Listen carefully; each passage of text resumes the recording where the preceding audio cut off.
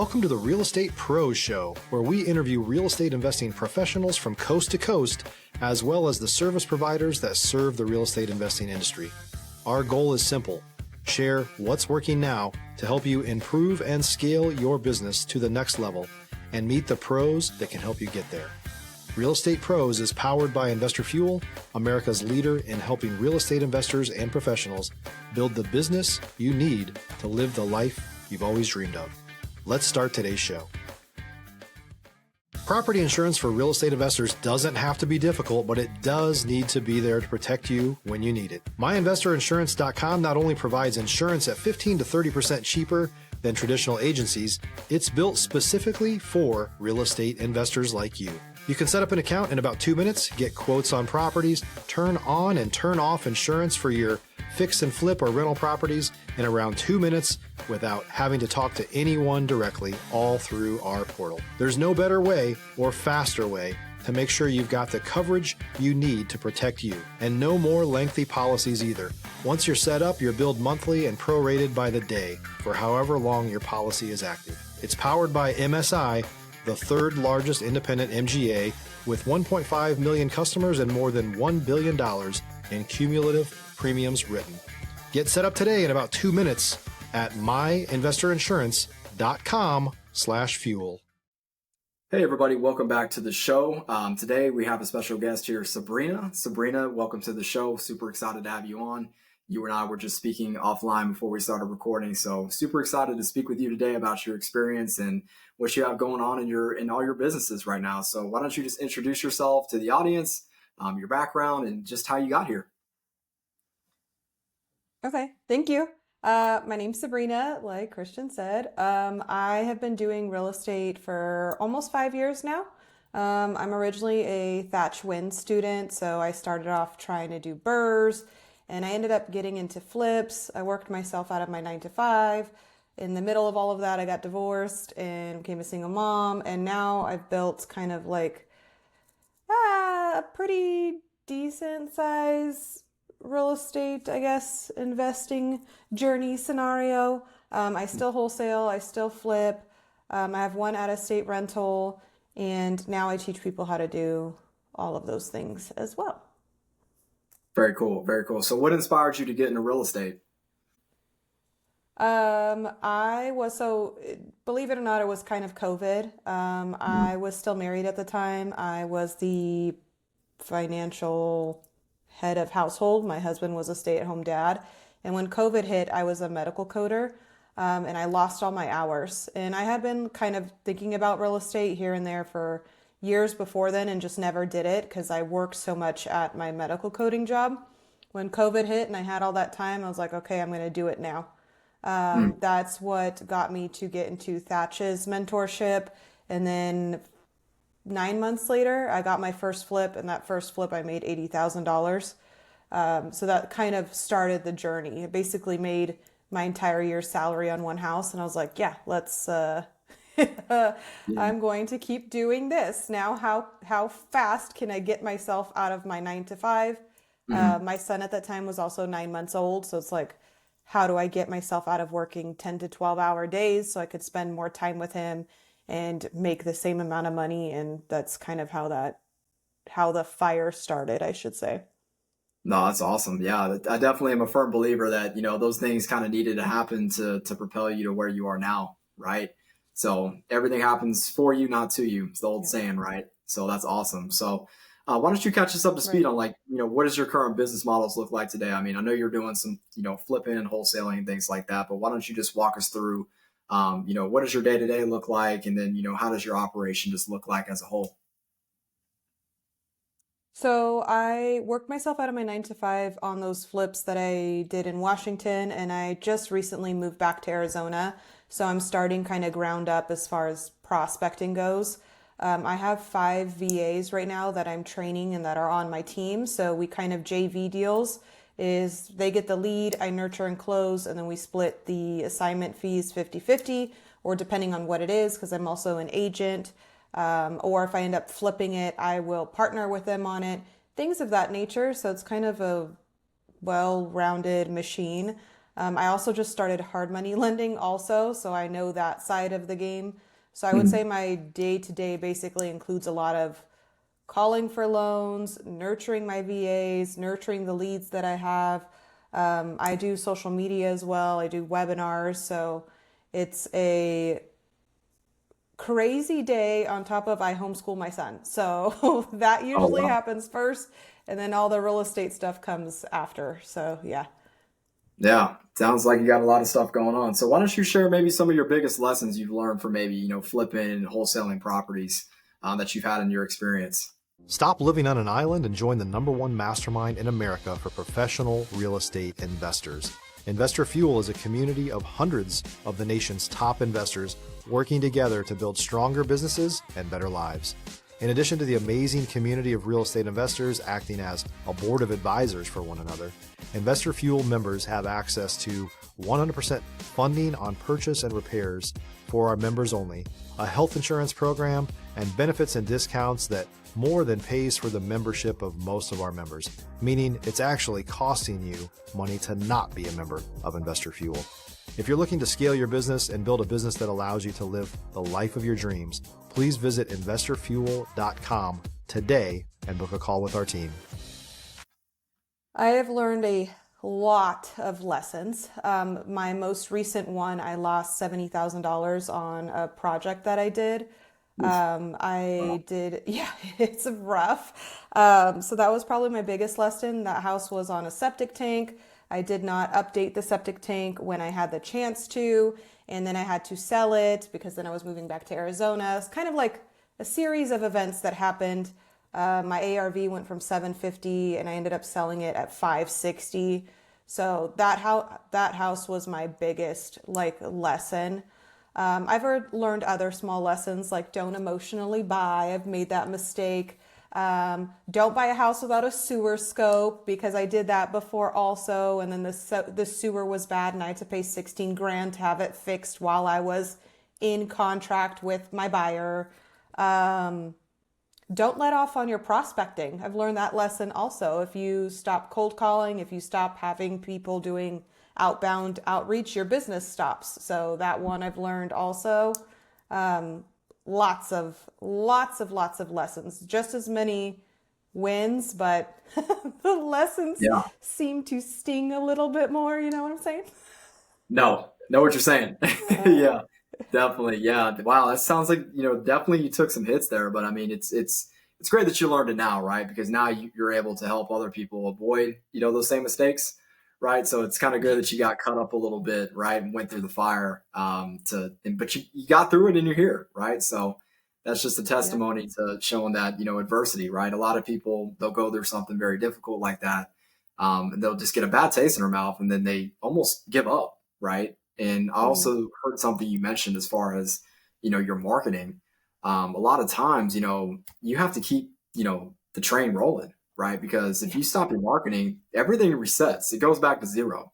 And you got to start Yes, it all over does. again, especially if you're doing, inbound marketing, Google PPC, things of that sort, direct mail, things like that. I mean, it takes a little bit, for the Hmm. campaigns to start to, build up and nurture, right? So I'm curious, Sabrina, I mean, Yeah. what type of marketing have you done, since you started, and what type of marketing are you doing for your businesses right now? So when I initially started, I was cold calling after work, like after my 9 to 5, I would cold call 2 to 3 hours a day, and then I would door knock every Saturday because that's the time I had to do it. Mm, That eventually graduated into mailers. I did postcards for a long time. And then I've done outbound text message, which I do not recommend to anybody. Don't be text blasting people. I've done social media ads. I've done a landing page, but I never ran enough ad spend to it, so I can't fully say yay or nay to that. PPCs, I just tried to do that, but you have to have like a business license and the Google and all that other stuff, so I was like, forget that. And now I'm at the point where I'm training VAs, so I have 5 of them on a dialer. I upload the lists. We do mm. role play calls once a week, and then I split any assignment fees or things I make with them. So that's where I am at on my prospecting. On the mailers, I've done postcards, I've done the fake check looking things, I've done the, we noticed you haven't been here. Like I've done personalized letters. I feel like I've done like a little bit of all of it. So Yeah, yeah. So what would you say your favorite marketing channel is, or is there not one? You take advantage of my, everything. I, I hate text messaging. If you want a creative way for somebody to tell you multiple ways to leave this earth, messaging would be your That is optimal true. solution. Mailers I liked a lot because I would write my story in there saying like I'm a mom, I'm building this legacy for my son, and a lot of Huh? times I would get calls back saying like the only reason I'm calling you is because you put your personal story on here and I align to it because of XYZ. But that's the least amount of contact rate, right? I can send 1,000 mailers out and I might get 2 calls. So as far as contact ratio, cold calling, I feel like is the best. Obviously, you can talk to a ton of people, but then it comes with the like F off, not right now, things of that nature. Yeah, that's great. Yeah. So I'm interested to know, you don't have to say, where get your data from, but do you think it's important that, let's say somebody is really, wanting to explore cold calling, how important is, getting really good data, when you're cold calling? I think it's very important. Mm. I don't know as far as like quality data because there's some skip tracers that charge you like 5, 7, 10 cents a skip. Then you have things like Deal Machine where it's included. Then you have PropStream and Property Radar, like all of those. Uh-huh. I used one dialer that had terrible data. I basically would spend 3, 4 hours calling and never get an actual homeowner. So Oof. in those scenarios, like when you're using the free data stuff, that's kind of the only sucky part. Mm. So I would say it is important to get something qualified. I would say most skip traces you get what like six phone numbers, an That's about right. address, and usually it's Yep. the first two that are like will actually take you somewhere. So it's very Mm. important to get good data. If you're looking for consistent, high quality leads, look no further than Investor Machine. Investor Machine isn't just another agency, it's the most sophisticated, data driven lead generation company on the planet for real estate investors, and serves the role of being not just a lead generator for your business, but a marketing partner that is helping you achieve your goals along the way. Go to investormachine.com to learn more and schedule a call with our team today.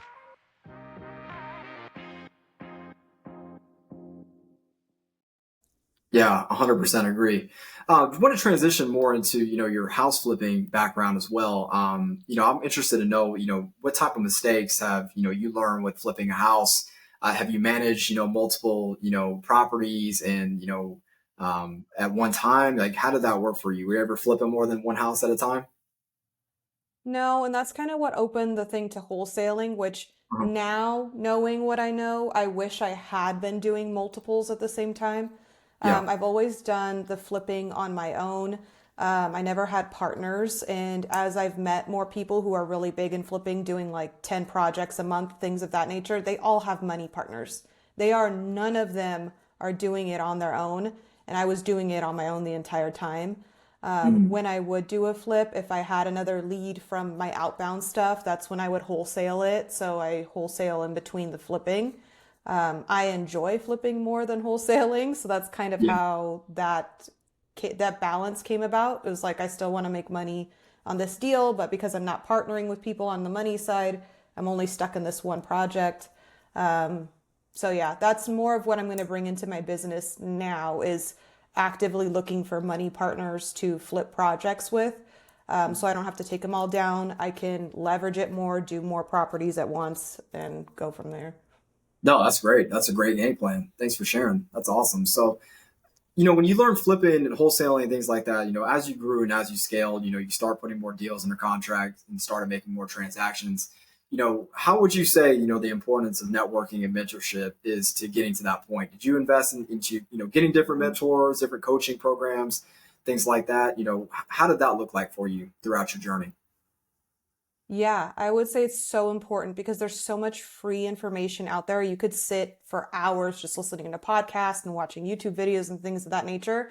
But it's like Mhm. everybody has a little thing that they do differently. So then if you're watching this person, then you watch this person, and then you get confused. So to me, I paid one mentor. I did it exactly the way he told me how to do it, which was Thatch Win. And he's what got me started on this whole thing. Since then, I've joined like Tarl Yarber's group. I've gone to other, what would you call it, like real estate conventions where they teach you how to do things, build systems, things of that nature. So I've taken little bits of everybody's and kind of mashed together what I like about them. But I think it's very important. You need a guide, you need a mentor, you need somebody to smack you on the hand when you're looking at a terrible deal because you have deal fever. Like you need the mistakes of the mentor to kind of help you not make those same mistakes. Not that it's going to ensure 100% success rate, but Yeah. it will allow you to skip some big uh-ohs if you choose to mentor and coach and continue growing and doing all those things.